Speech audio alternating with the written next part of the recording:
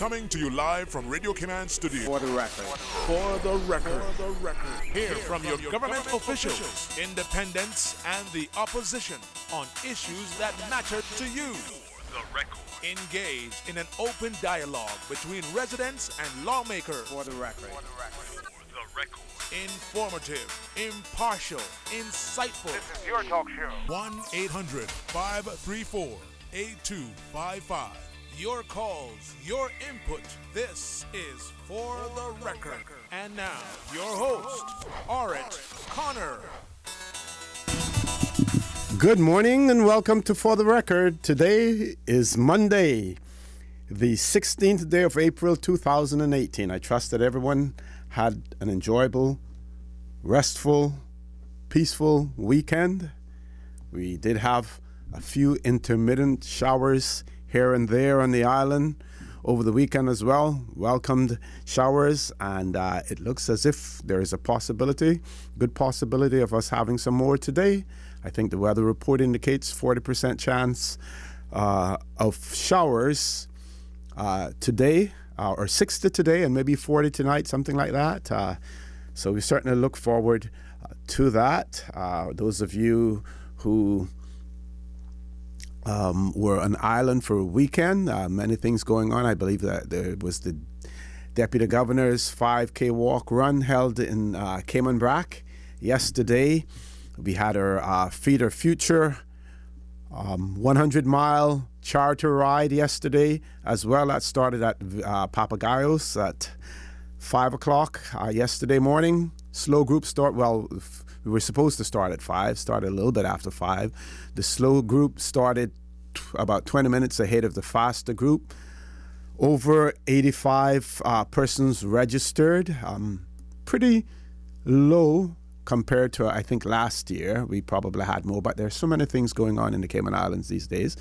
But again, I want to give kudos to the organizers of that event as well, all of the persons who participated.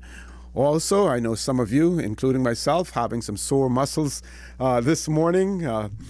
The sun came down really, really hot after about 10 o'clock in the morning. It was really, really hot, but everyone persevered and enjoyed the day. And then we had a beautiful lunch at Papagayos after as well. So kudos to all of the organizers in particular, and of course the most prominent one in this is Ms. Stacey Vanderbilt, who is the director of Feed Our Future as well. And of course all of those funds going to a much worthy cause. I want to thank you, our listening and viewing audience, for allowing Radio Cayman and by extension For the Record into your homes, into your vehicles as you traverse the busy roads of the Cayman Islands, into your places of work, whether it be an office cubicle or if you're working in the outdoors. Of course, For the Record is a show produced by the staff and management of Radio Cayman, and it is geared towards keeping you abreast of issues as they arise and play out on the local, regional, and international scene. I am your host, Orit Connor, and you're welcome to join me every Monday, Wednesday, and Friday from 7:30 a.m. until 9:30 a.m.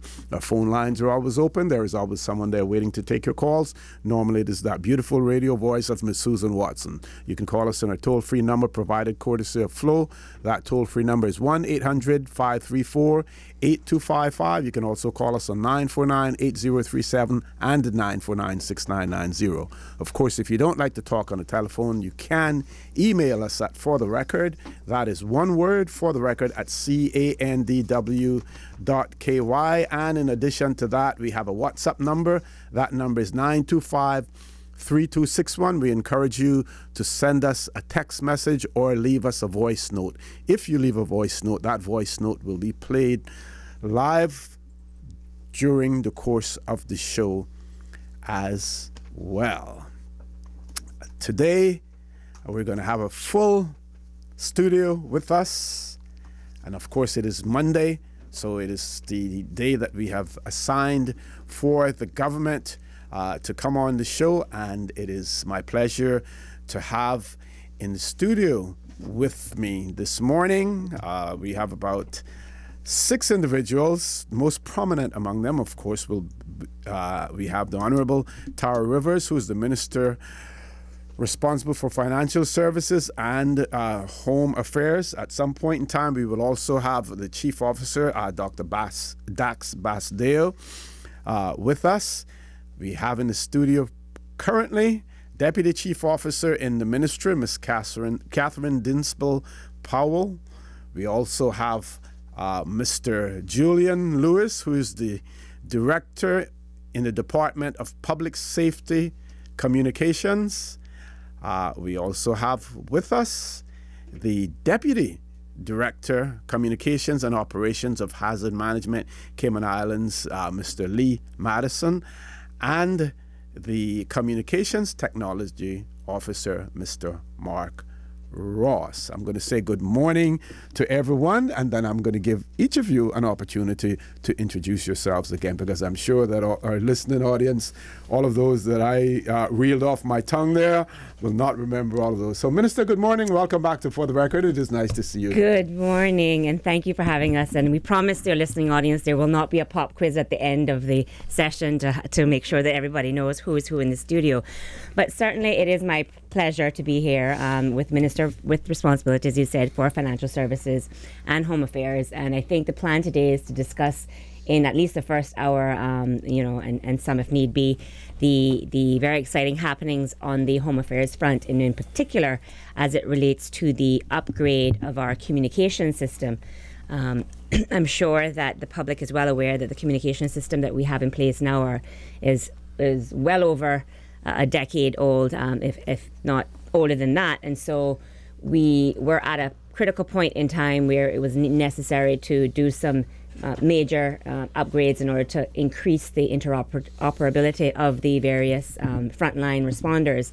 And of course, hazard management here, and we have the Deputy Director who will be able to give us more details about the process, along with the Director of the what is commonly known as 911.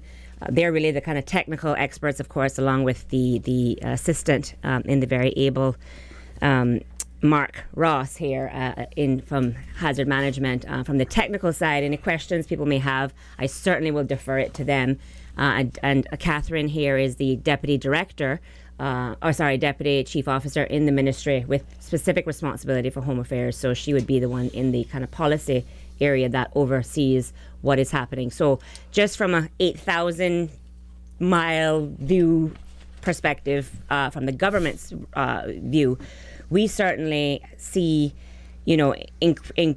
improving communication, and specifically for the purpose of increasing and enhancing the ability for the country to respond to emergencies.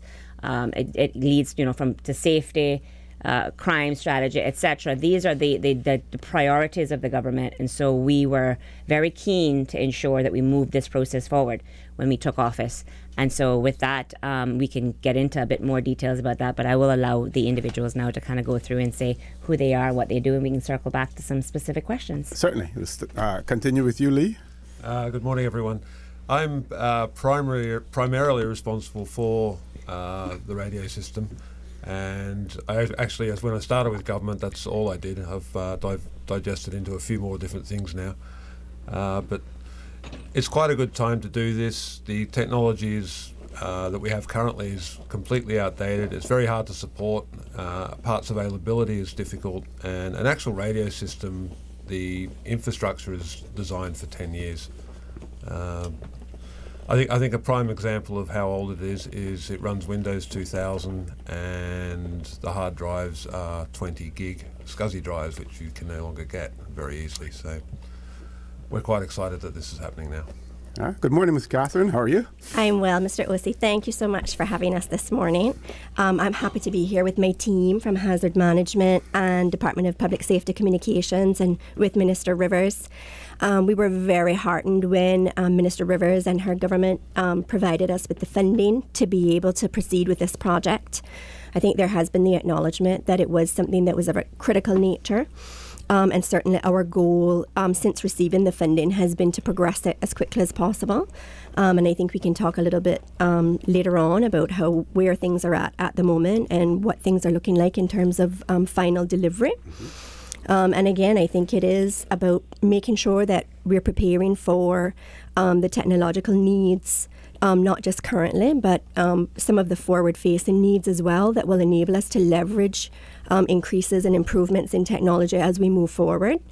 And it will enable our first responders, from the first of the first responders at 911, right across the continuum, to be able to deliver the best level of service to the public. Okay, we're going to skip and we're going to go to Mr. Julian Lewis and then come to Mr. Mark Ross. Morning to your listeners. Morning, Wolfie. Thanks for having me. I'm Julian Lewis. I'm the Director of Public Safety Communications. We're the primary users of the radio, so we're the guys who make most of it.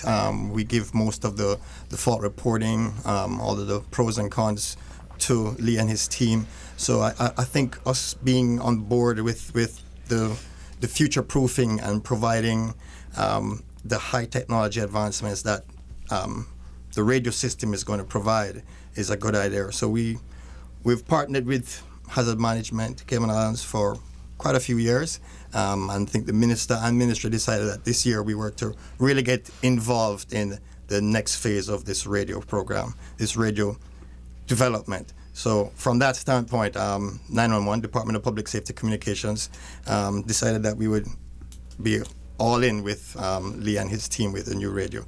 The 911 dispatchers are, like I said, primarily the users of the radio. So we have provided some input. We have looked at the system. We've kind of demoed some of the capabilities, and we think that this is the definite way to go. Okay, and we'll hear from the technology expert now, Mr. Mark Ross. Yes. Good morning to the Cayman Islands. I'm Mark Ross, the Communication Technology Officer for Hazard Management. I'm primarily in charge of running the day-to-day operations of the current and the upcoming radio network to make sure our stakeholders, such as Mr. Julian and his team, are running optimally and the public can be best served in a safety manner. Okay. Thank you. We're going to take a commercial break now, and then when we come back, Minister, I'm going to turn the mic over to you and let you be the moderator of sorts for, for a while. Please stay tuned, folks. We have lots to talk about with the government this morning. For the record, we'll be back immediately after this short commercial break.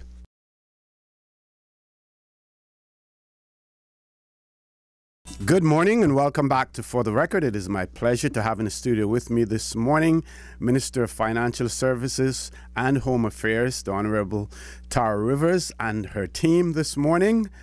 And we're here talking about the National Public Safety and Radio System upgrade. I think it's probably known as the Motorola project as well. And I'm going to turn the mic over to the Minister. Sure, thank you, Osi. And as I said, I think the reason why we have such a distinguished panel of participants this morning is because, the project centers around the nuts and bolts of communication. And we want to make sure that people that are here are the ones that are actually, there from the inception of when the project was undertaken, the RFP process, testing the equipment, etc. So it's really up to the team to kind of delve into some of the questions and details.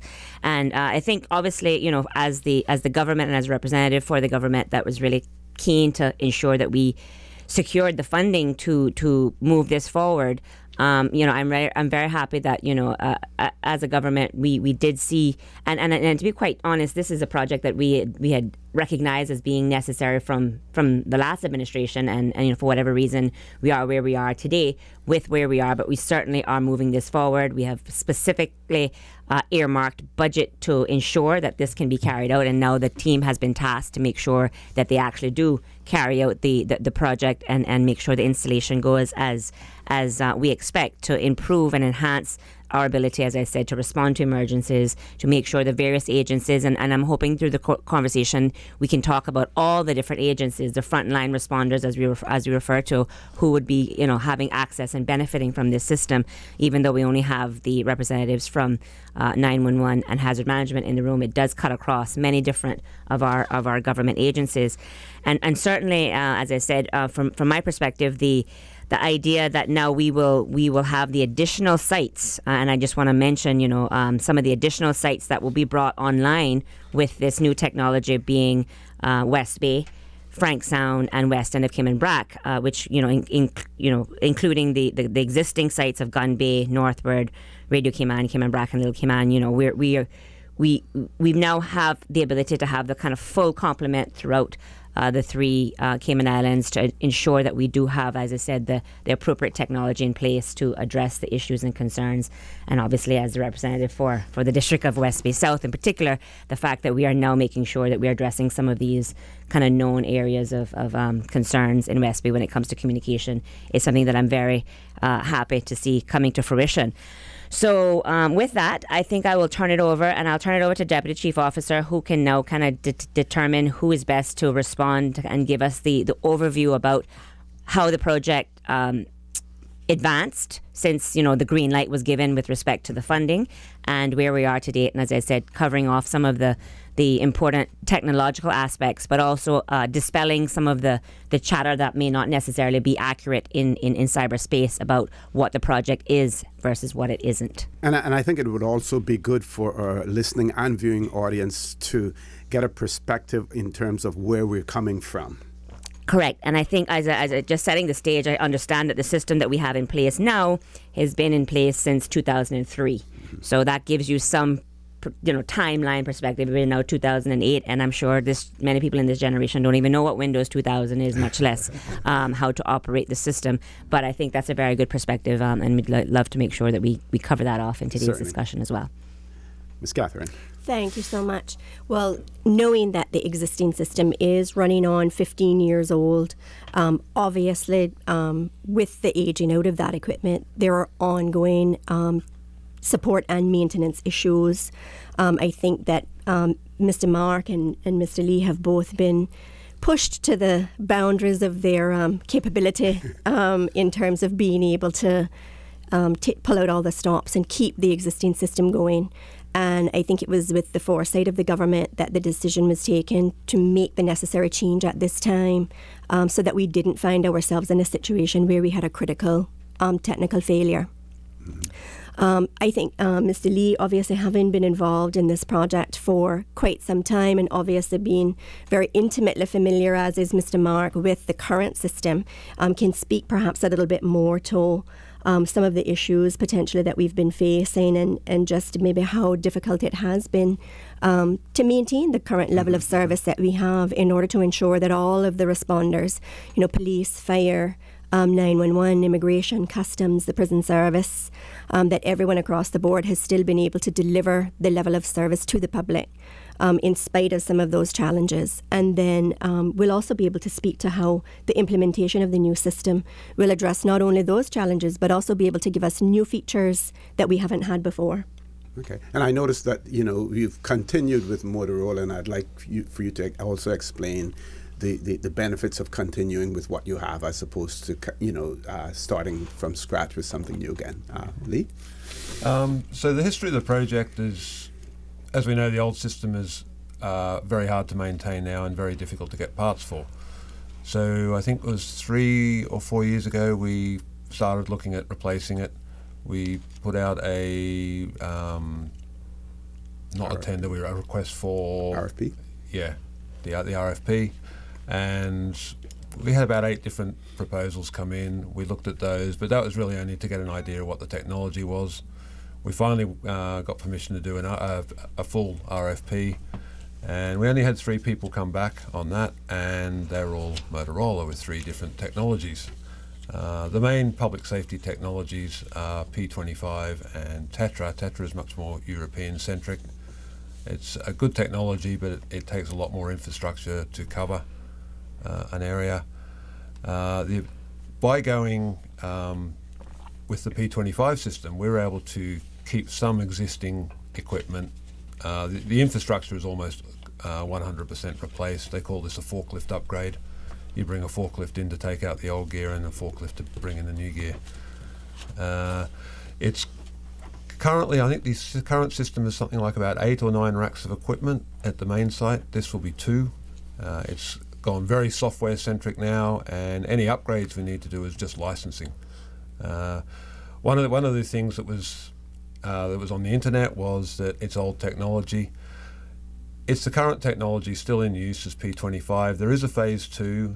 Again, if we wanted to go, phase 2 is quite a bit more expensive, but we need no hardware changes at all. It's just licensing again. It's just, we could do it, and all that does, that was very good for areas in the US that had no frequencies available. You managed to compress the frequencies and get 2 channels on one particular frequency. We don't really need that because there's hardly anyone operating on the 800 megahertz spectrum in the Cayman Islands, so that's quite open to us. Okay. Let's hear from the end users again, Mr. Julian Lewis, and talk about some of the benefits, some of the enhancements as well. Thanks again, OC. From our standpoint, the benefits right off the bat would be taking care of a lot of all the fault reporting that we have. The system is like Lee said, is significantly or quite old.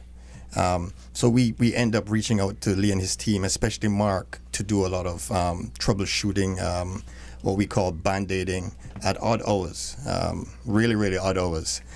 They have made it their primary role in our stance to come and make sure that 911 is always up. Hence, if 911 is always up, there is also connectivity to all of the other first responders. Deputy Chief Officer calls us the first of the first. It's something that we hammer all the time. The minister has kind of sanctioned that. Though we're the back office, we're the first of the first. So we identify some of the radio issues really early. And I think we've created enough log reports with Mark and the team that very early, about 3-4 years ago, the government and HMCI decided it was time to start looking at some new technology. From the DPSC vision, we're trying to make sure that we look at the next generation of 911, the next generation of public safety communications. So in a sense, we're on the correct team. We're going down the right path. So I think the technology that we're getting right now puts us leaps and bounds ahead of what the community really needs right now. But we're prepared to do what the next generation of public safety service delivery requires. And that means that all of the stuff that's in the background and software and license issues will be easily applied to new applications when needed. Okay, we still have about 2 minutes before, I think about 2 minutes, Ms. Susan, before we go to our news. A minute and a half. I'm not sure how much we can say in that minute and a half, but if you could just quickly mention, in terms of the general public, what does this mean? We know that there were challenges in terms of reaching communities when there are situations, like for instance, the situation at the fuel depot. Will this enhance your ability to communicate not only with first responders but also with the general public? It's not really for the general public. This is for the first responders. Okay. It's certainly going to help protect the lives of law enforcement going into when there are problems. And so that's going to affect every community anyway. The police will respond quicker and better and smarter. Okay. Just to your point about the general public, there is a separate project which the government also has budgeted for and has allocated funds and is supporting, which Hazard Management is rolling out as we speak, which is to enhance communication through all of the radio stations, the kind of simultaneous broadcasts, and the plan is to roll that out through the TV and other service providers, cell phone users, but we can kind of talk about that later on if we do have time. But certainly, as Lee said, this is to make sure that the people who risk their lives every day are doing so in a safer manner with respect to the kind of communication and also the efficiency of response as well, improving that as well. But the government is aware of the general communication issues to the public and has also budgeted for that. And I know that there's a project that's being rolled out on that front as well. Okay, folks, please stay tuned. We're going to our 8 o'clock news. When we return, the conversation will continue with Minister Tara Rivers and her team.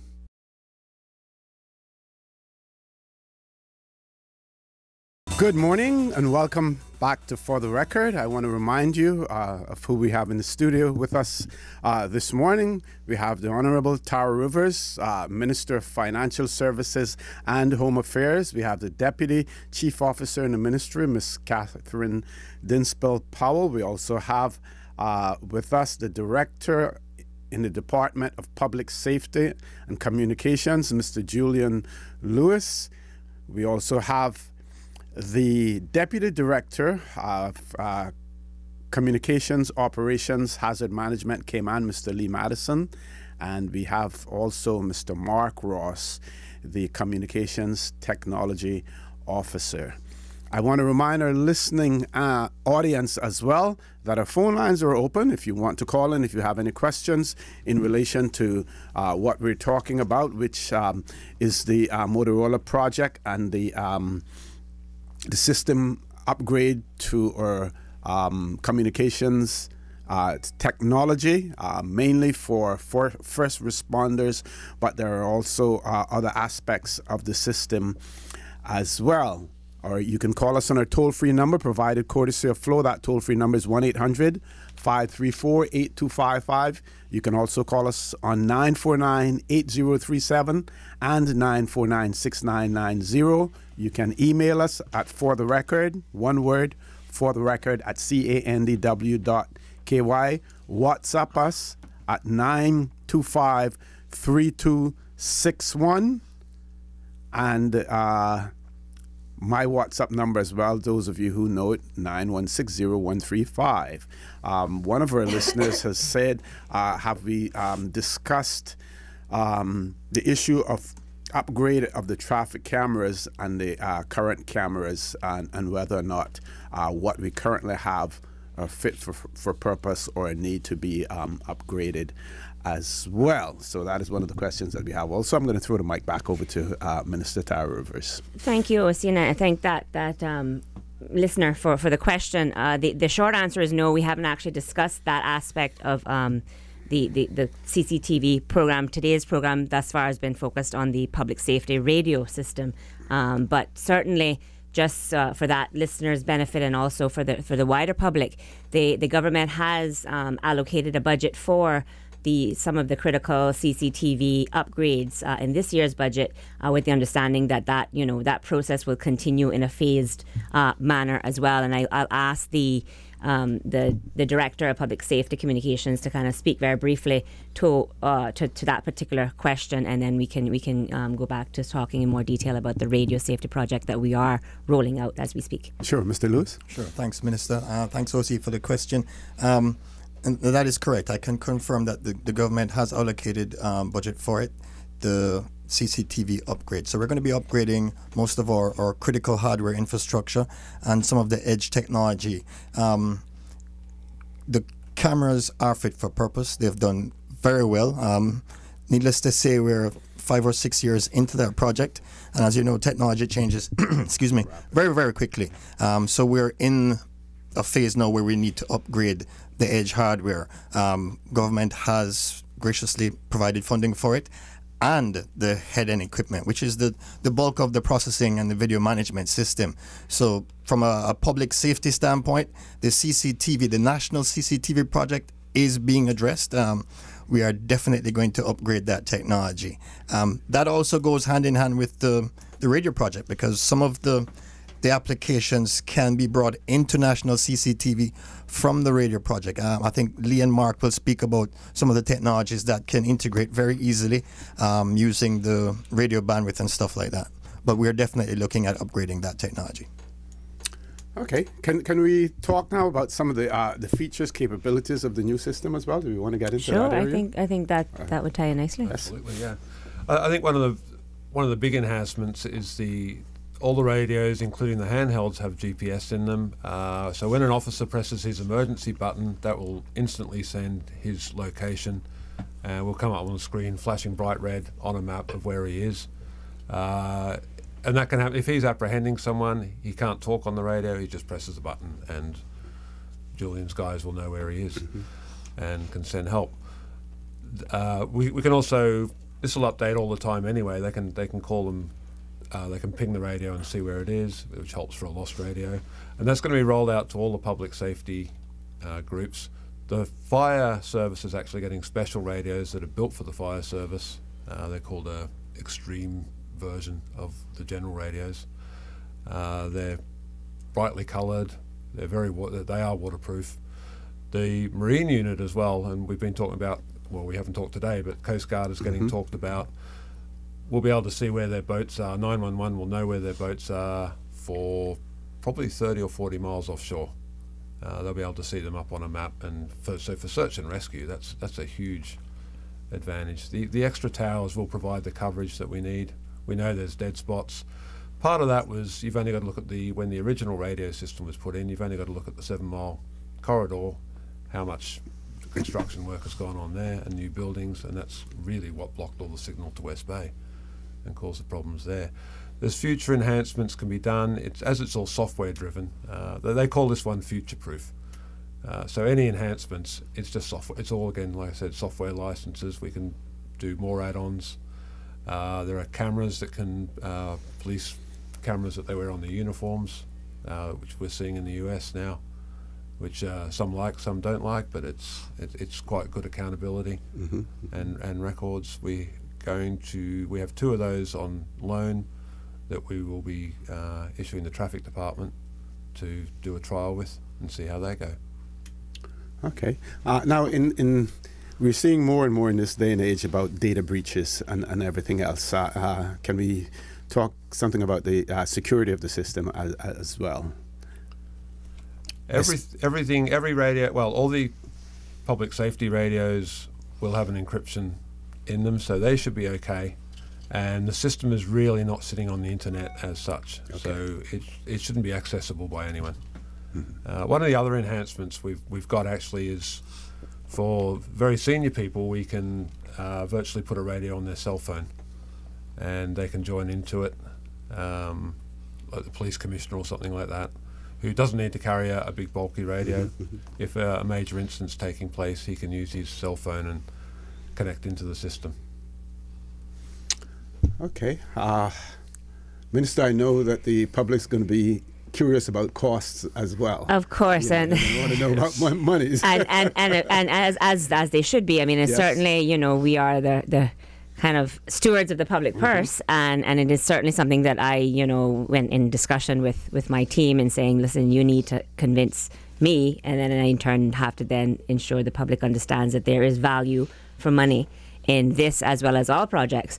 And so, I did, obviously, when the administration changed to some degree in 2017, and I was, allocated responsibility for this area and presented with the project, I specifically, asked the chief officer to make sure that he looked into, because, being a new chief officer for this area as well, coming in with fresh eyes, I specifically asked him to ensure that he looked at the process in general, the RFP process, whatever the kind of technical processes that go into before he signs that contract. And he needs to be comfortable in doing whatever diligence is needed to ensure that there was value for money. And so in the end, the project will cost the P25 system that is and as being implemented now. The cost on that is US $5.9 million, and it is anticipated to be fully implemented by summer of next year. So the rollout is taking place as we speak. That includes additional towers, all of the actual handheld upgrades and all the technical upgrades, maybe behind the scenes that we haven't talked about here. But certainly I will ask Lee to kind of give us a bit more color as to really what we're getting for that sum total and how that does actually present the value for money that the public needs to be assured that has been considered in this process. Okay, actually we're going to try and have it ready by October this year, I think. Oh, fantastic. So breaking news. That was the latest information that I had, but it's even more exciting because they do understand, and we do understand and appreciate the urgency of actually getting this system in place as quickly as possible. So thanks for that update. That's great. Now, in the press release, the Director of Public Safety, Mr. Julian Lewis, is quoted as saying the new communication system will have several near-term operational enhancements which will immediately improve DPSC's service delivery. It will also improve portable radio coverage inside buildings, on roadways, and in high incident areas. In addition, it will enhance network capacity to support private group communications paths for different public safety partners and functions. automate various network functions to simplify dispatcher and field user operations, and support enhanced features such as the end-to-end encryption and GPS location, which we spoke about before, services as well, all of which will result in safer communications. What we're going to do is we're going to take a commercial break. When we return, I'll get Mr. Julian Lewis to refer to his quote there and to expand on that as well again for our listening and viewing audience. Please stay tuned. For the record, we'll be back shortly.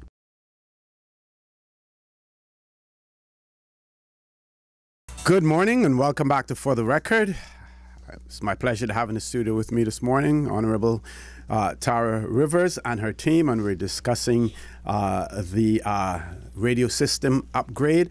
I just want to make one clarification. I think early in my introduction of our guests, I said that Dr. Dax Basdeo would be joining us during the course of the show, and he is not expected to join us. So I don't want you to think out there, if you don't see him or if you don't hear his voice, that what happened? Dax didn't come in. I want to know what happened. Did he sleep late or something, that oversleep or whatever? No, that plans were changed, and he will not be in the studio with us this morning.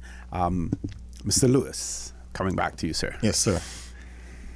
From a improved service delivery standpoint, the new radio system provides the dispatch function with significant reliability in regards to in-building penetration, for one, which means that we can have our first responders going into a building responding to an emergency or just responding to a call for service, and they're able to hear the transmissions from 911 or from other officers.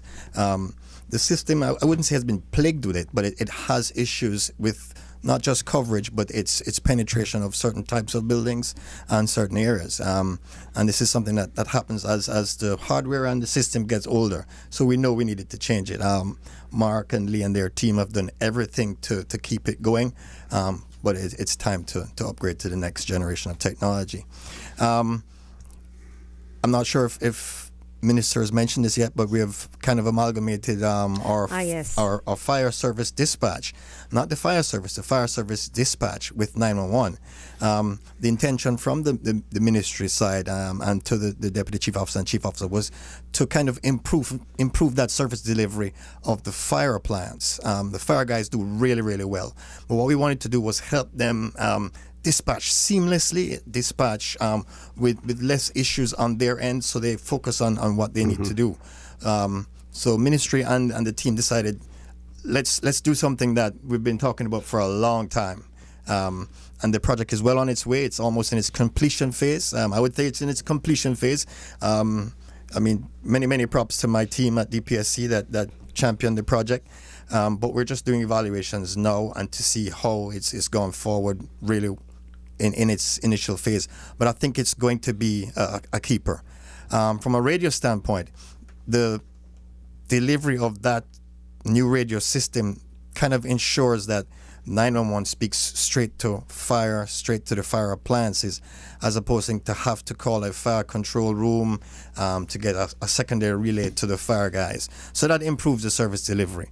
From a technology standpoint, there are lots of bolt-ons and new applications that the new radio project brings with it. One of those things are end-to-end encryption. So I think there's a lot more security from a radio-to-radio standpoint.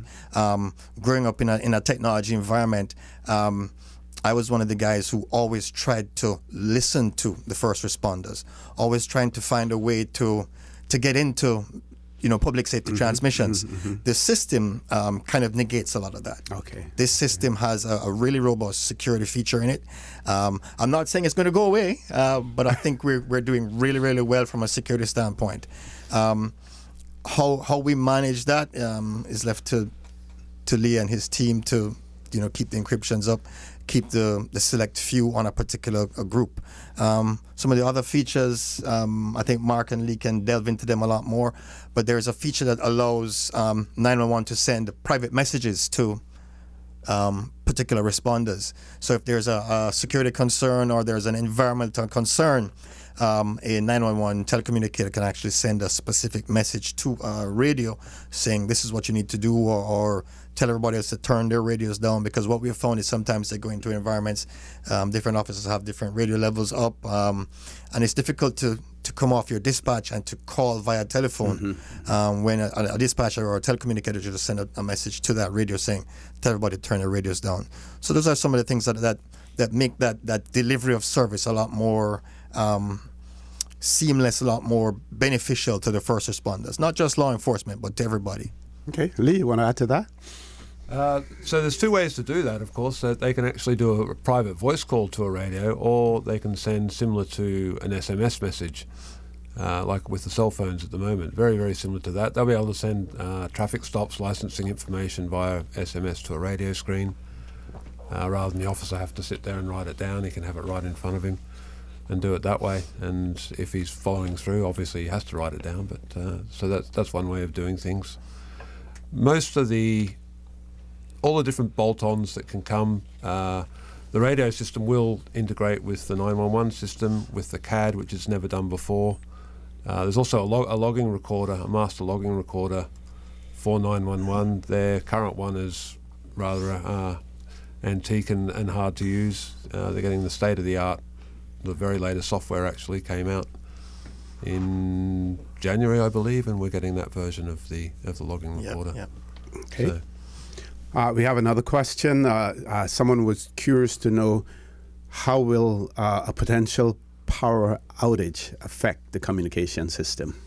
okay, so every site has a generator and a UPS. So if everything works well, it shouldn't affect us at all. And of course, And from a 911 standpoint, Yeah. we're backed up. Our redundancy is high. Our resilience is really, really high from the facility that we're in.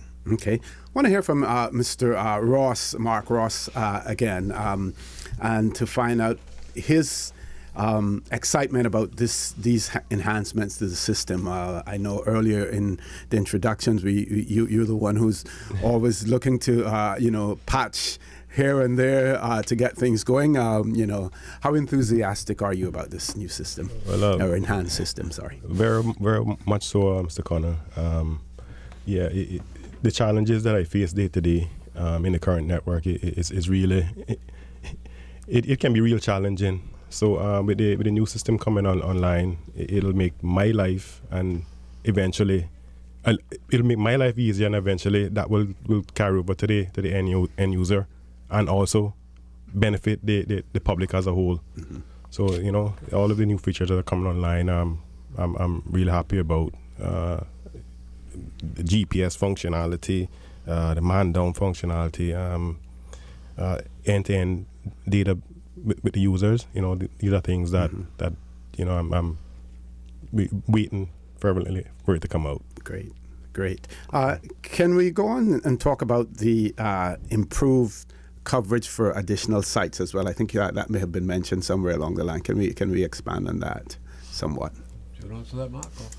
Yeah.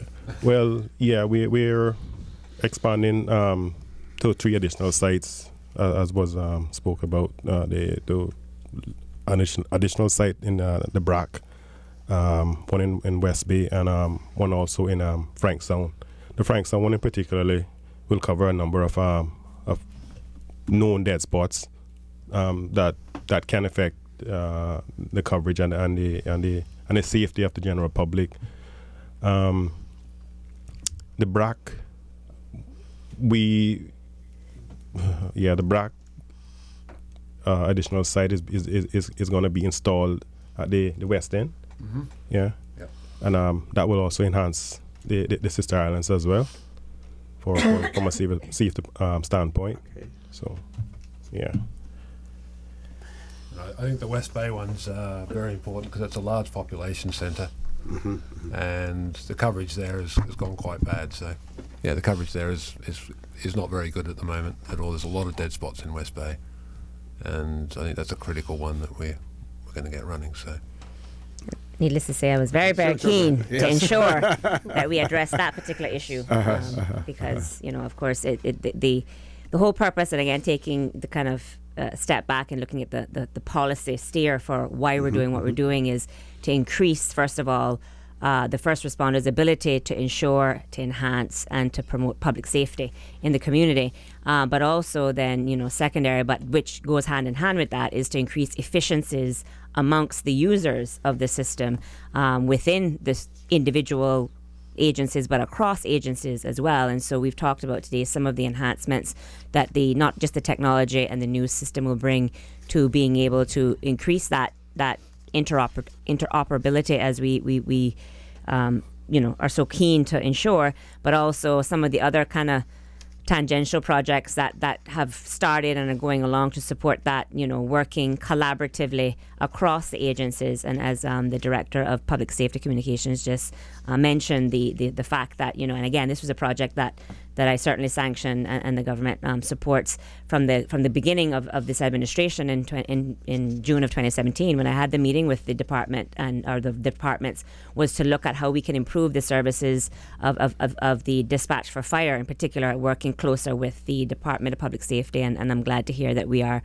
certainly almost at the end phase of that particular rollout, and it seems like that's working well. And, so the departments, the ministry is encouraged to look at finding those synergies, certainly within the departments that fall under the ministry as a first priority, but also then looking to seek to work with other agencies that may not necessarily fall within the ministry, which would include the police, immigration, in this case, the Coast Guard, and other, first responders, because again, it's the public. The public expects, the public rightly demands, and we're here to try to facilitate as best as possible the ability to fight crime, to respond to emergencies, search and rescue. And as we've talked about today, there's certainly some significant features that this new system will bring that will allow the very hardworking men and women who are on the front line doing the jobs that they do every day. This will help them do their jobs better and also in safer conditions for themselves as well. Okay, Mr. Lewis, can we talk a little bit about the proper use of 911? How the emergency number is used? We constantly hear people complain who call in and who are not familiar with what is necessary. If they're on the line calling about a particular emergency, getting their details, getting the details of whatever it is, if it's a person who's been injured or whatever. But some of the end users believe that too much detail is required. How can we reassure them that the information that you're asking, that it is, so vital to a particular situation, and what you're doing at the same time that you're getting that information from them, what else is being done? Gotcha. Thank you, OC. One of the things that we've found is that over the years, this question keeps coming up, and rightfully so. The public need to be reassured all the time that what's happening in the back office by the first of the first is actually the right thing, best practice, industry standard, and it is. That's why we've embarked on a kind of a public awareness program over the last year and a half. We've started at the primary school level. I think we need to expedite and get to the real adult level really quickly. But from a call taker standpoint, there's some information. There's some basic information that needs to be had, and it's not necessarily your name, but your name is good. But what's the nature of the call that you're calling from? Where are you calling from? And sometimes if your number doesn't come up, we're unable to call you back should that call drop. Yes. So some of the basics, like your name, because we can't say Mr. Who, Mr. So-and-so, Mr. Who, what's the nature of your call, what number are you calling from, where are you? And a lot of that is in a sense, from the software standpoint, pre-recorded. So it's a standard message that goes out. The telecommunicator doesn't change just because the number is different. It's a standard and industry standard that gets sent back to that caller. A lot of people get a lot of emotions going when they're doing calls for service, but the call taker has to get that information. It's being put into the CAD really quickly. So our computer-aided dispatch, which is a CAD, has information that goes into it from the caller. And what basically happens is that the caller is responded to by a call taker who inputs information. Everybody in that public safety communication center has access to that information. So despite us taking your call details and the nature of the incident, what you saw, there is somebody else that's actually executing a dispatch on the other side or processing that information for the appropriate response. So the people, what we've done with the ministry of late is that we have been able to leverage some of our PR persons and our media and get a lot of what 911 does out on YouTube. I think Deputy Chief Officer has given us some space to do some short videos and stuff like that. So it's getting out there. It just hasn't been all the way out. But that level of information is very, very important in case we don't get the full thing from you in case the call drops. I think if I'm not correct, the stats in the Cayman Islands today, I think are like 80% of our calls come from wireless lines. Very few people call from landlines anymore.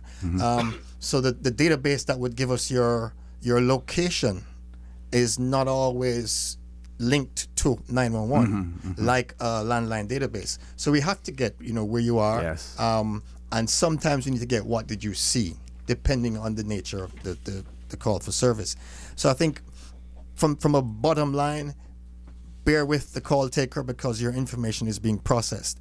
That same call taker is not going to dispatch. It's very unlikely. There's always somebody else processing that additional information, seeing it, and doing the appropriate level of dispatch or response. So while you're collecting the information, there's work being done on the other end in terms of the dispatch as well. We're going to take a commercial break. Folks, please stay tuned. For the record, we'll be back shortly.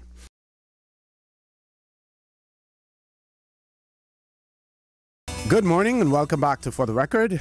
It's my pleasure to have in the studio with me this morning Honorable Tara Rivers, Minister responsible for Financial Services and Home Affairs. We also have with us our Deputy Chief Officer, Ms. Catherine Dinspel Powell. We have the Director in the Department of Public Safety Communications, Mr. Julian Lewis. We have the Deputy Director, Communications and Operations of Hazard Management, Cayman, Mr. Lee Madison, and we have the Communications Technology Officer, Mr. Mark Ross, and we will be joined later on by the Acting Director of Hazard Management, Cayman Islands, Ms. Danielle Coleman as well. I'm going to throw the mic over to Ms. Catherine Dinspel now. Powell. Thanks, Osi.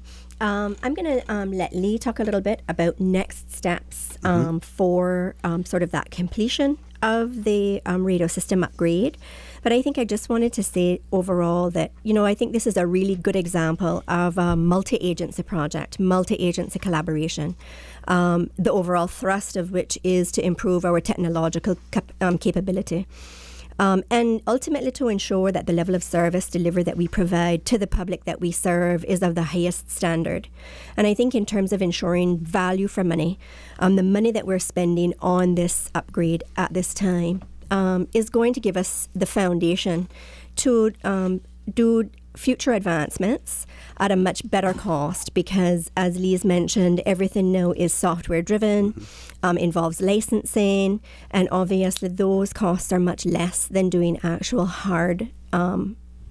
hardware and infrastructure upgrades. So we're thinking, yes, about today's needs, but also trying to be as forward thinking as possible in our project so that we really are ensuring best value for money and best service delivery for the public.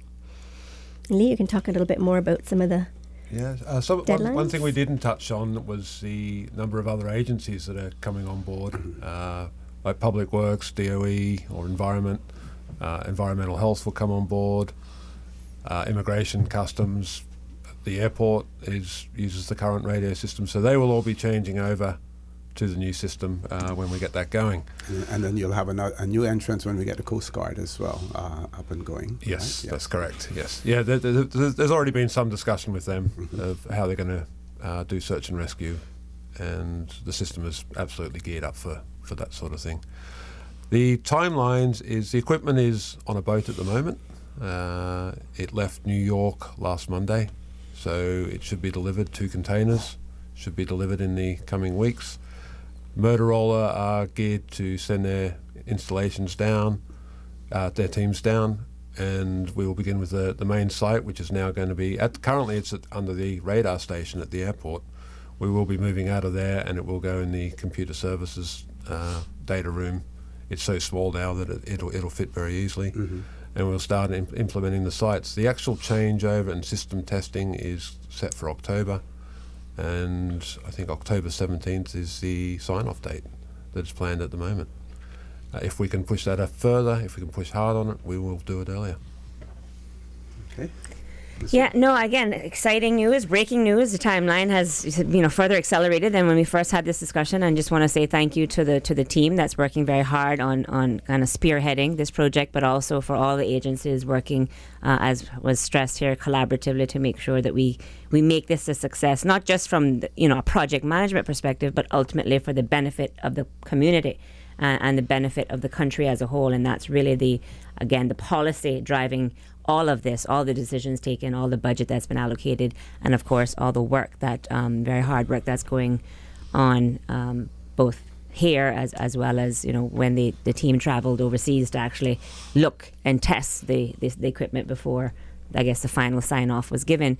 In that regard, we're very as a government, we're very keen to get this project up and running so we can look to tackle some of the other issues that very much are related and hinge upon making sure we have this kind of seamless communication between all of our first responders and other agencies that depend very heavily on having a functional communication system. So I just want to publicly thank the members in studio as well as those that are out listening and maybe actually doing a lot of the hard work to ensure that we get this up and running and working as effectively and as efficiently as possible. Okay. Any additional training for persons like Mr. Mark Ross based on the new or enhanced system? Was any additional training required or will be required? Absolutely. We've both done 2 weeks up at Motorola's facility in Fort Lauderdale. And I think there's another 3 weeks that we need to do. And during the install, there'll be a lot of learning curve as well. Yeah. Okay. So, yes, absolutely. It's fundamentally quite similar to what we've already got, but there's just so many new enhancements and the hardware is very different. It's just to look at the screens, a lot of it looks the same, but it's not. Behind it is very, very different. So, yes, lots of training to do. And Mr. Ross, you have other persons working along with you, or are you the main protagonist? At the moment, I'm primarily the only person who does most of the day-to-day stuff, unless I have to defer to Lee. But yeah, I'm the only person. Okay. And go back to Mr. Lewis again, talk a little bit more about it, because he's the primary beneficiary of this. Huh? As a primary user, primary beneficiary, I would love to see the DPSC a lot more involved in assisting Mark and Lee on a day-to-day basis with the management, reporting, any kind of technical issues that we could assist them with before having to call them out. From an operational standpoint, we're looking forward to having the new technology in place. Part of what our vision is to get our public safety infrastructure to what we call next generation 911. And part of next generation 911 is having the radio infrastructure to match it.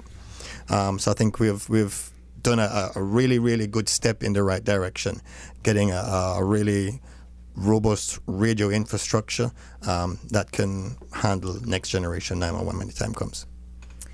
And not to, well, I guess I will be letting the cat out of the bag to some degree, but not to go into what better place to do it. You're hearing it. Breaking news, folks, on For the Record, but not in any detail at this point, because I'm not in a position to do so. But to picking up on the director's point about how the Department of Public Safety Communications can kind of assist the work that both Lee and Mark are doing, probably in a more real time as opposed to calling them out after the fact. I have already started to have discussions with the chief officer about how we can find ways, again, working specifically first within the Ministry of Home Affairs and the agencies that fall beneath the ministry, to see how we can increase and further increase the efficiencies. We've managed to achieve that working relationship between, or improve and enhance that working relationship between fire and the Department of Public Safety communications, and we're also having similar discussions as it relates to this area of responsibility. So watch the space. Not able to actually say exactly what is going to come of it, but we are aware of the concerns, and certainly the ministry team has been tasked to come up with some proposals for further consideration in that regard. Okay, and of course we're not too far from hurricane season as well, but we'll talk probably more about that when we start to talk about hazard management. Absolutely. Cayman as well. But as far as the radio system is concerned, anything else we want to final commentary on that? I think, Catherine? I think one last comment on it in the contract is that Motorola will be doing, they call it a refresh, and I think in 3 years the system will get upgraded to the very latest version of everything. Even any hardware changes will happen. So we will have virtually a brand new system again in 3 years from the time we sign off. So, and that's a part of this contract. That's part of it. Yep. Excellent. So, sounds like value for money for me. It does, yeah. To me. Yeah. Not sure what the Auditor General will say about it, but I'm sure that you've followed all of the procurement procedures and everything as well. Ms. Catherine? Yes, obviously the tendering process started under the auspices of the previous Minister of Home Affairs, and the CFO and the technical team within hazard management worked very closely with CTC and other persons to make sure that it was a robust and transparent and open tender. And I don't think there's any question that really the P25 system is the best option for us, given the fact that it does enable us to utilize some of the existing bits and pieces that still have some functionality, but also that in doing this upgrade, it provides us with not only the ability to meet current needs, but certainly the ability to expand and grow and ensure that as technology develops, we're keeping pace in real time. Okay. Quick one before for Mr. Lewis. We during the Easter season, we talk about boating, and everything, and we've seen some incidents in the past few years in terms of fishermen going missing, being located later on, some unfortunately not being found as well. And we see, I constantly read about this new technology where you can have certain trackers that if you're in the water or whatever, they can be picked up by GPS. Does this system do anything to allow you, if persons have that type of those types of instruments or technology on them, to assist in locating them as well, the same way that you would do for your first responders here? Well, from a public safety standpoint, anybody going out to sea should call into Port Authority and or 911 or the RCIPS front desk to make the report that they're heading out. Technology-wise, the GPS that they would carry out can be integrated. What I would suggest is that we make sure that whatever you're purchasing, whatever you're going to use, is tested prior to doing that. In this world of interoperability, anything that's made can be integrated into another platform. One of the things that the team made sure of was that most of what we were purchasing had open sources, open ends of software, so we can probably, integrate anything. I would rather not say that it's going to, but have it tested prior to. But we would definitely look forward to, from a ministry and from a team standpoint, having all the borders, test this sort of stuff in the next RCIPS Marine Day or something to that effect. Public safety would be happy to go out and test to make sure that all the equipment that is being sold on island or being purchased by the maritime people are functional with the software that we have or the platforms that we have. Okay, we're going to go to our headline news at 9 o'clock. Folks, please stay tuned. For the Record, we'll be back shortly.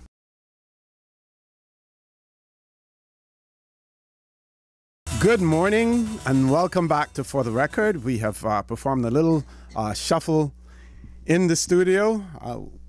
We have lost Mr. Mark Ross. We still have with us Honorable Tara Rivers, Minister for Financial Services and Home Affairs. We also have with us still Ms. Catherine Dinsbell-Powell, the Deputy Chief Officer in the Ministry. We have Mr. Julian Lewis, who's still with us also. He's the Director in the Department of Public Safety Communications. We have also with us still Mr. Lee Madison has left us as well, and we have now been joined by Ms. Danielle Coleman, the Acting Director of Hazard Management, Cayman. And I want to just offer an individual welcome to Ms. Danielle Coleman as well. Welcome to For the Record. Nice to have you here. Thank you so much, OC. It's great to be here. Okay, and I'm going to throw the mic back over to Ms. Catherine Dinsbell. Now we're going to talk about preparedness. Thanks for that, OC. Well, obviously, we all know that when it starts to get hotter and the breeze starts to die down, that means not only is summer on the way, but so is hurricane season. And our hazard management Cayman Islands is obviously on cue and ready all year, really, to deal with disasters, but in particular puts quite a bit of effort into assisting the community with preparedness on an individual household level, talking to school children about preparedness, but then also working with our community-based emergency support teams, etc. And I'll let Danny talk a little bit more about some of the activities and events that are going to be coming down the pipeline within the next several weeks in the lead up to the official start of hurricane season on June 1st. Thanks so much, Kath. Again, as Ms. Kath said, there is lots going on in hazard management right now. We've talked earlier on about the radios, but the hurricane preparedness and actually any other hazard preparedness is really, really crucial. The aftermath of any hazard or disaster is severely affected by what we do beforehand. So we're real believers at hazard management that we have to make sure that both our community is prepared, but also like our schools, for example. We do a lot of presentations right now in schools. We're going to the BRAC on Wednesday, and we're doing 6 presentations on Wednesday, both to school children and also the Health Services Authority. We do a lot of other schools. I mean, last year we did 17 schools in 3 weeks. And that's, again, talking about a sort of multi-hazard approach, because we don't know what's going to come, be it hurricanes or, we had a tsunami alert in January. So we try and make sure that our public is, aware of every potential eventuality and how they can be best prepared for that. We also do, obviously, shelter management training. So, obviously, if the hurricane is, hurricane's approaching, we make sure that before that happens, all our shelters are up to speed. So all the shelters have been inspected last week to make sure that they are, obviously the infrastructure is sound, the generators are ready, the cisterns are cleaned, and also the stock in there is very much ready for activation. We're training on the 8th and 9th of May in shelter management training. So that's, again, for the shelter management team. So both the shelter managers, the district administrators, but also the first aiders. And that's, again, across collaboration with other agencies such as Department of Children and Family Services and Red Cross and other agencies. Last year we had 160 shelter managers on board for that. So it's a big call out, but again, that role is so important. And it's not just for, obviously, the immediate aftermath or the storm itself. It's also potentially for, weeks afterwards. So we have to make sure we have a system in place whereby we can be having a roster system in place. Now, I think you had the opportunity of visiting some of our Eastern Caribbean neighbors after their hurricane there. And can you talk a little bit about that and where we're at? Yeah, I mean, again, last year, September last year was, I don't think anyone could ever predict what happened to the Eastern Caribbean last year. I know I was in BVI. They'd had Hurricane Harvey severely deplete all their stock in the first place because Harvey came through and washed out a lot of, because there was lots of flooding. People needed a lot of the sanitation kits as well as the food kits and so forth, tarpaulins. Then, of course, they had Irma and then they had Maria. So by the time I arrived in September, I guess a couple of weeks after the actual Maria passed, a couple of days after Maria passed, the place was in severely a detrimental state. We had a lot of agencies working together, but there's so much we can learn from that experience. I was there for a month, and so much of it I've been able to come back with and actually utilise here for our office. We never want to say we have to learn from other people's misfortunes, but if there's anything we can do, let's make sure we do learn from that. So quite a few things have come about because of that. We used to have what we called a voluntary agency subcommittee, and that was a partnership about 5 years ago with the Red Cross and Hazard Management. I had my Red Cross hat on then, so again, I was working from the Red Cross standpoint, but that was voluntary agencies coming together, having quarterly meetings and making sure that we all had a sort of coordinated effort to any response. Now, that's been kind of let go over the last few years, unfortunately, here in Cayman. And one of the most obvious things in BVI is that there's so many brilliant agencies coming over, or even obviously in BVI at the time. So both international agencies, but also agencies, working together, Rotary, Kiwanis, Lions, and so forth. But they're not doing it in a coordinated way. So there's so much duplication, and which is really, really unfortunate. You can't afford to have duplication in the immediate aftermath of any storm, or any hazard, actually. So one of the things we brought back again is the voluntary agencies, making sure we're having quarterly meetings with them, so we're working together in a collaborative approach. But also everyone's been assigned different tasks, so there will be volunteers doing certain things. People will be doing soup kitchens or finances and so forth. So it's really making sure that we work together. The certs, again, is another thing, been really, really important to make sure they're up and running. We're doing a lot of training. We recently trained 52 cert teams in the BRAC about 2 weeks ago. And next week, they will be finalising that training with the first aid training. So we'll be graduating that team in May. And again, that's a fantastic asset for Cayman BRAC. 52 people trained in initial damage assessments, fire safety, first aid, disaster response, all kind of hazards. So they're a brilliant asset to the district administration over there, and of course to us at Hazard Management. And sorry, can you just remind the public what CERT stands for, and people that may be interested in becoming a part of the process? How do they get involved? Okay, CERT stands for Community Emergency Response Team. So we currently have a team in West Bay, North Sound Gardens, North Side, Windsor Park, and Prospect. And they're a great asset to us. And we're really trying to, I guess we've done one so far this year. So the BRAC team was 52 members, but we're going to try and roll out 2 or 3 more trainings this year in Grand Cayman. We're looking at Scranton, we're looking at Bordentown. We're also looking at potentially doing one in Little Cayman, because obviously they have their own vulnerabilities. And also doing a generalist course. So those are people who don't fit under a certain community can actually come and do the generalist course, and we'll fit them into one of the communities that are already established. Okay. Minister, I want to switch gears a little bit. And I know that when we talk about preparedness, I, for one, have been extremely critical, of the UK in terms of, where they are at and their ability to respond, and even learning from previous experiences as well. I still don't think that they have, gone as far, but, maybe there's a lot of things that I don't know, and whether or not you've been in discussions with UK ministers responsible for the overseas territories in terms of what they're prepared to do. Well, certainly, OC, thank you for that question. And you may recall that, at the request and convenience of the Premier, the request was made, and we hosted a conference in Miami for all of the Caribbean territories that were affected, and those, all the overseas territories of the Caribbean attended, including Bermuda and Montserrat, BVI and Anguilla, and of course ourselves, shortly in the aftermath of the various hurricanes that we just talked about, Harvey, Maria, and Irma, to really look at what more we could do to not just assist our sister territories. And as we've just heard, from the government's perspective, we were very happy to authorize Danielle going and literally being on the ground in support of BVI, who we know is, was very, very hard hit, as well as, the kind of the hurricane evacuees that we took in, yes, and the provisions that we made here locally.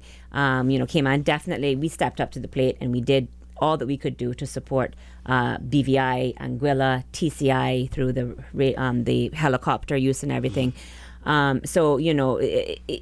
Being that, part of the British overseas family, it was our, and having been there, having done that with Ivan, and having really done it alone in many respects, we kind of knew exactly what the concerns and issues that they would be faced with and fearing. So we did all that we could do in that regard. But the purpose of the meeting was to really come together and see how best we can approach the United Kingdom government in a coordinated and collaborative fashion to have these discussions, make certain demands as necessary, and to see how we could further improve that support that the UK could offer to the territory in times of need, such as, you know, in the aftermath of such devastating hurricanes. And so as a result of that, all of the leaders of the territories wrote a joint letter to the Prime Minister, and during during the JMC then in November, the Premier, along with the other overseas territories and including the wider overseas territories as well, those that not necessarily in the Caribbean region, had a meeting with Theresa May, the Prime Minister, to discuss these issues in particular and the support, or in some instances the lack thereof, if they felt that was the case, how that could be further enhanced. And from what I understand, it was a very productive meeting, and certain commitments were made to further enhance the support that the UK is going to be given the region, you know, not just in a reactive position, but also what can be done from a proactive standpoint. And I do know that there were some discussions that, you know, I think that the details are yet to be finalized, but bringing back there used to be a kind of hurricane preparedness exercise that used to happen in the region. I don't know if it was in Miami or where they're talking about actually having it. I think there could possibly be opportunities for, you know, Cayman to host. But again, this is way, the details have not yet been finalized to my understanding. But I know discussions are being had to see what the UK can do in terms of helping to provide this assistance from a preparedness standpoint. Talk about, you know, listing the assets, what assets, assets as in ships, assets as in helicopters, assets, you know, the actual physical assets that need to be deployed after any such devastation. I do understand too that the United Kingdom is also in conversation with other territories, other countries such as France and the Netherlands, because they also have territories in the Caribbean region, and so how they can work collaboratively across the countries in that regard to support the region. I think that is also as a result of what happened last year. Those are the kinds of discussions that are taking place, and I'm really hoping that you know Cayman, you know, has been a leader in trying to move this not just dialogue but action forward, and as far as I, you know, understand, we will continue to do so to see that we can actually bring some things to fruition. So we've, as Danielle said, learned from the experiences of the past, and to ensure that we can be as prepared as possible. Quite frankly, I don't think anybody can be, you know, ultimately bulletproof, so to speak, to a, you know, Category 5 hurricane of that nature. It's a question of how do you put the things in place as best as possible to recover as quickly as possible in the face of such devastation. Okay, we're going to take our last commercial break. Sorry, folks, please stay tuned. For the record, we'll be back shortly.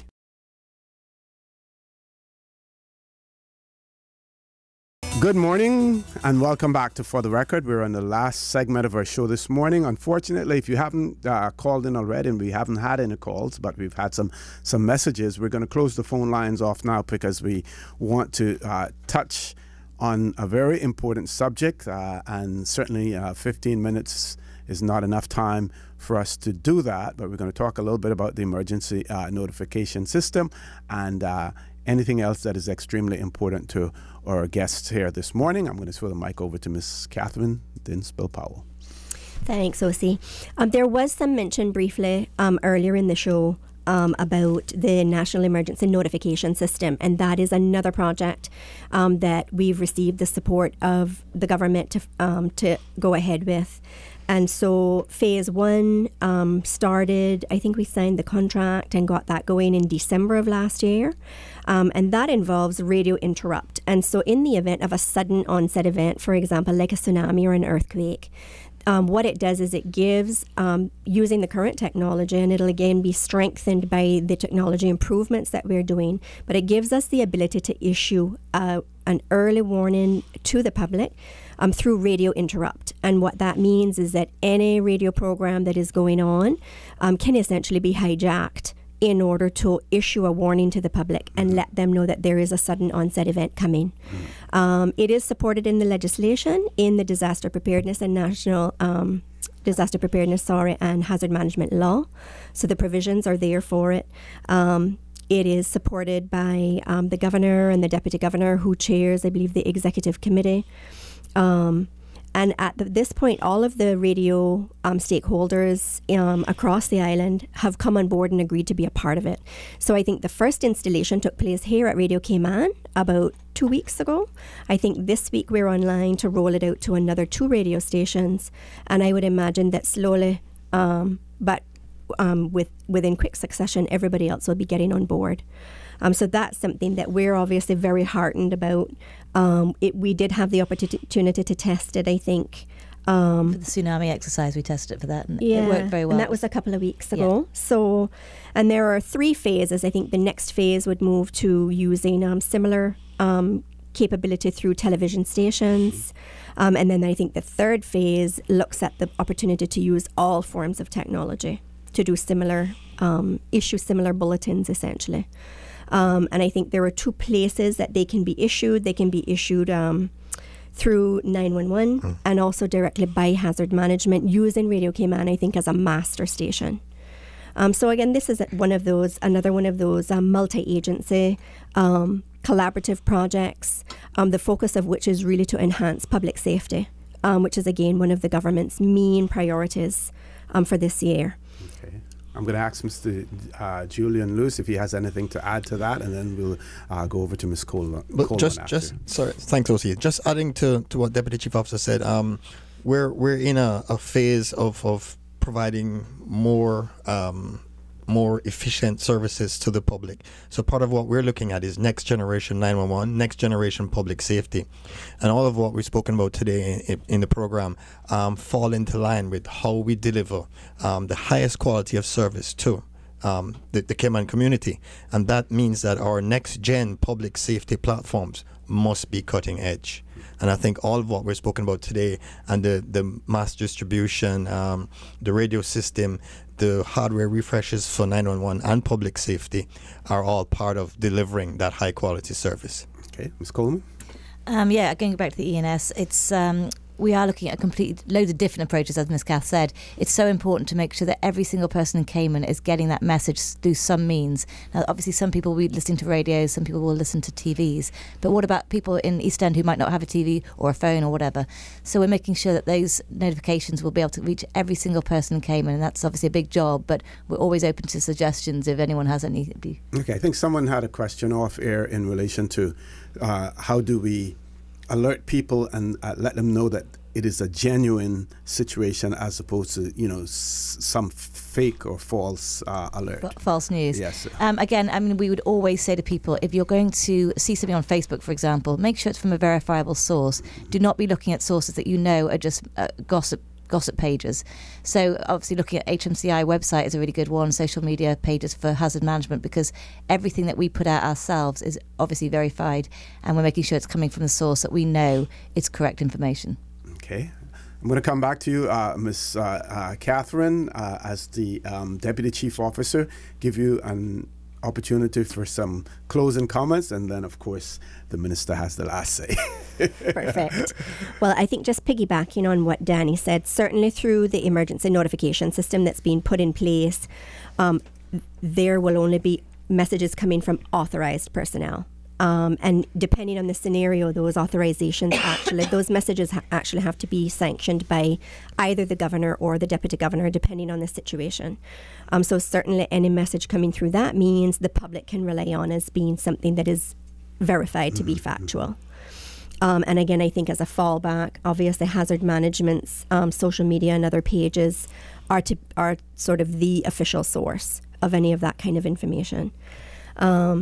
And I think just across the board, if I think about all of our home affairs agencies, we've got hazard management, we've got DPSC, we've got the fire service, the prison service, the Department of Probation, and all of those agencies very much, their underlying mandate, their underlying purpose and intent is to support and ensure public safety and national security, and to support all of the other agencies across the network who have similar goals.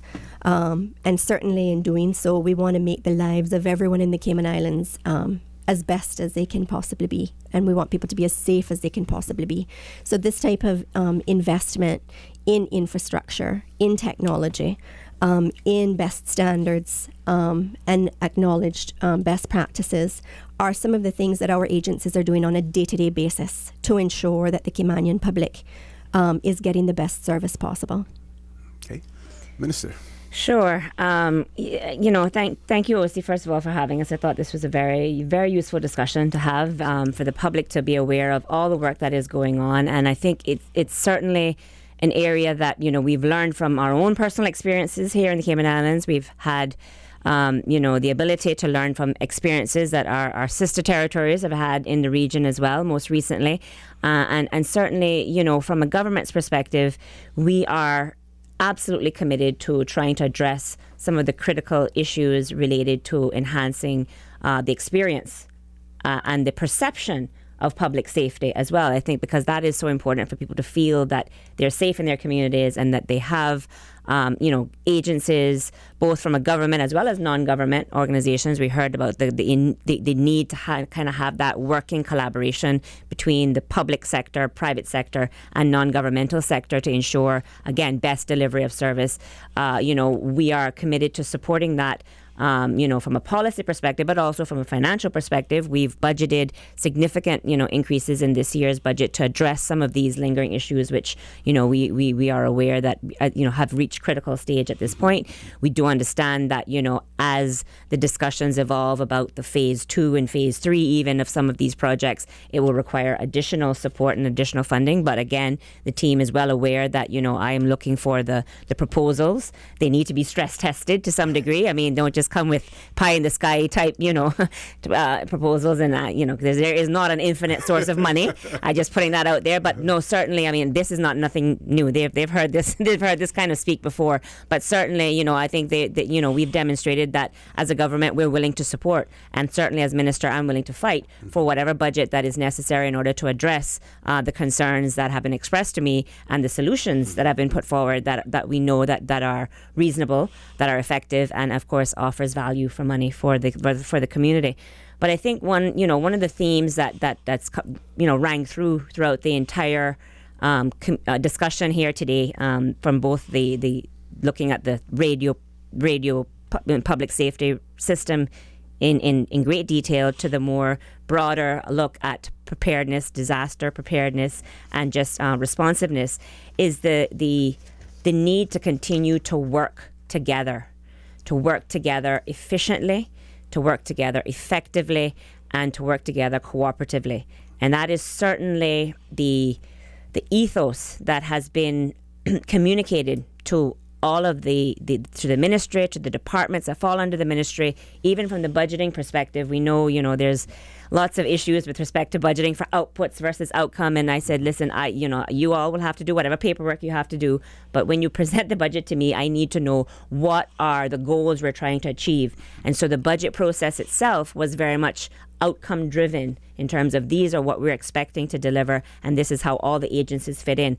And I think just, from that steer, we're already seeing some of the synergies that are actually coming to fruition now, some of the changes in the way the various departments are working together. And I think that's certainly a model that, as a government, we're wanting the entire public service to adopt, because again, we can't, financially we can't afford to be funding duplicative initiatives, but also from a service delivery perspective, as we heard from the acting director of hazard management, it is not as effective as it can be when you have different agencies offering duplicative services where people are stepping on each other's toes and people are falling through the cracks as well as a result. So it's creating that environment where your people are working together, people are willing to come together. The community is a very, very, very valuable resource in this, and can't stress enough the importance of the CERT teams. So I'm sure that if anybody wants to be a part of their community emergency response team, they can get in touch with hazard management. They can put you in touch with the relevant people in the communities that already have those CERT teams. And I know, again, in West Bay there is an active team, and of course there's always room for more volunteers to be trained and to support in the event of the aftermath of a major emergency that may happen. But also, the thing about fake news is absolutely critical, and I can't stress enough from all levels of news. The community has a responsibility. The media has a responsibility that, if you're going to assist in this way of getting information out there, make sure you've done your research and that you verify the information that you're putting out is correct, especially when it comes to issues of life and death in this instance. We cannot have irresponsible people out there just trying to create news to get likes, to get, hits or whatever it is, because you might be putting people's lives in jeopardy, and you might be diverting resources in a way that, would be detrimental as opposed to. So that's just my plug to the people, to make sure that you are responsible. We want you to work. We want you to work collaboratively, but make sure you're working responsibly as well. And again, just to publicly thank all of those hardworking people here in studio and those on the streets, those up late nights, those monitoring the monitors, those out putting out the fires, those responding to the calls. And all of us to continue to do our part in making sure that we are living in an environment that is as safe, as secure, and as protected as possible. Yeah. Minister, I want to thank you and your team for being here as well and providing the public with all of this useful and important information as well. Folks, I want to thank you for allowing Radio Cayman, and by extension For the Record, into your homes, into your vehicles as you traverse the busy roads of the Cayman Islands, into your places of work, whether it be an office cubicle or if you're working in the outdoors. I also want to remind you that we are our brothers and our sisters' keepers. There is always someone out there who's less fortunate than we are, and I ask you to extend a helping hand to them. If you can't do that, then I suggest you donate to a worthy charity, because we always want to consider those who need, not necessarily those who want or even those who crave. I say to you, have a great day. Continue to support your radio station, Radio Cayman. Join Sterling Dwayne Banks at 12 noon for Talk Today. And as usual, we ask the good Lord to bless these three beautiful, wonderful Cayman Islands.